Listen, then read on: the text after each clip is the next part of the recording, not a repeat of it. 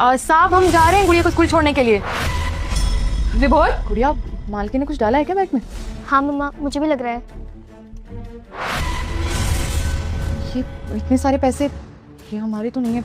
एक काम करते हैं, मालकिन के बैग में डाल देते हैं।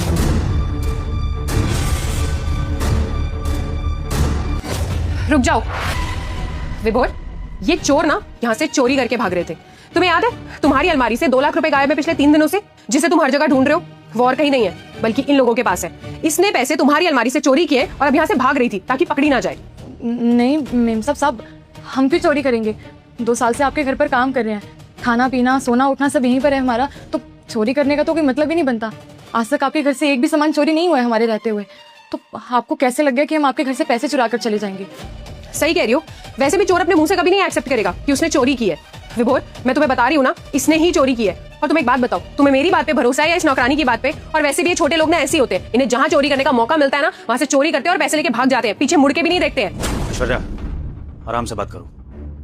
कमला हमारे घर में इतने टाइम से काम कर रही है, ऐसा नहीं है कि मुझे उस पर भरोसा नहीं है। और अगर तुमने इतना बड़ा इल्जाम उस पर लगाया है तो कोई बात होगी तभी तुम ऐसा इल्जाम लगा रही हो। लेकिन फिर भी थोड़े शब्दों का इस्तेमाल सही से करो, एकदम से चोर बोल देना भी ठीक नहीं है।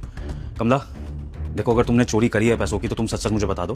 मैं समझ सकता हूँ कि तुम्हें शायद पैसों की ज़रूरत होगी तो तुमने ऐसा कदम उठा लिया होगा। अगर ऐसी बात है तो हम बैठ के बात कर लेंगे, ठीक है? ऐश्वर्या किसी को कुछ नहीं बताएगी और ये बात यहीं दब जाएगी। लेकिन पहले तुम सच बताओ, क्या तुमने सच में 2 लाख रुपए चुराए हैं? साहब हम झूठ नहीं बोल रहे हैं, हमने कोई पैसे नहीं चुराए। हमें तो मालूम भी नहीं था कि यहाँ पर कोई पैसे भी रखे हैं। और सच बताएं तो अगर आपके कहीं पैसे भी रखे होते हैं ना, हम उनको देखते भी नहीं है, अपने काम में मगन रहते हैं हम। मुझे समझ में नहीं आ रहा मेम साहब को क्यों लग रहा है कि हमने कोई पैसे चुराए हैं। यकीन कीजिए साहब, अपना काम हम पूरी ईमानदारी से करते हैं, बहुत मन लगाकर करते हैं। चोरी का तो दूर दूर तक कभी ख्याल भी नहीं आया हमारे दिमाग में।